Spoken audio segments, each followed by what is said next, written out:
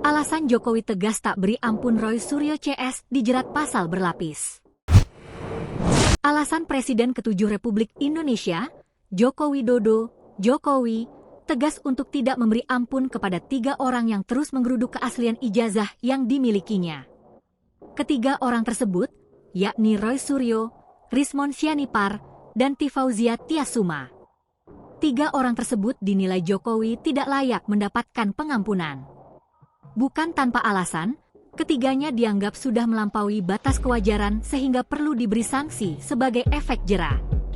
Tindakan mereka dijerat pasal berlapis, dan untuk mereka, Pak Jokowi akan teruskan proses hukumnya agar ada efek jera, sambung Willem.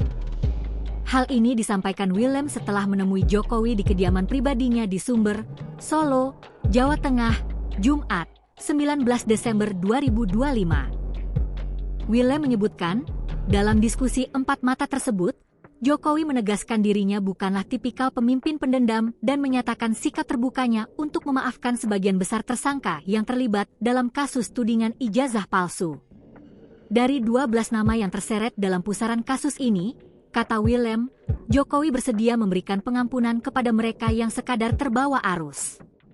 Pak Jokowi menyampaikan, beliau bukan orang yang tidak pemaaf. Jadi dari 12 nama itu, tidak semua akan dituntut terus. Sebagian besar akan dimaafkan, ujar Willem. Meski membuka pintu maaf, Willem menegaskan bahwa Jokowi memberi garis demarkasi yang tegas. Jokowi menegaskan proses hukum akan tetap berjalan bagi 3 nama utama yang dinilai bertindak terlalu ekstrim dan menolak fakta hukum. Willem menambahkan, Bara JP mendukung penuh langkah Jokowi tersebut. Menurutnya, ijazah Jokowi yang asli sudah divalidasi dan dipublikasikan oleh penyidik Polri.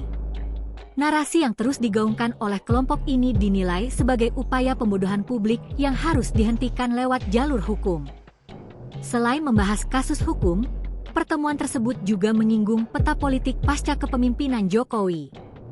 Willem menilai serangan isu ijazah palsu ini bukan sekadar masalah administrasi, melainkan upaya sistematis untuk mendegradasi kredibilitas Jokowi dan keluarganya, sekaligus sebagai langkah curi start menuju Pilpres 2029. Download Tribun X sekarang, menghadirkan lokal menjadi Indonesia.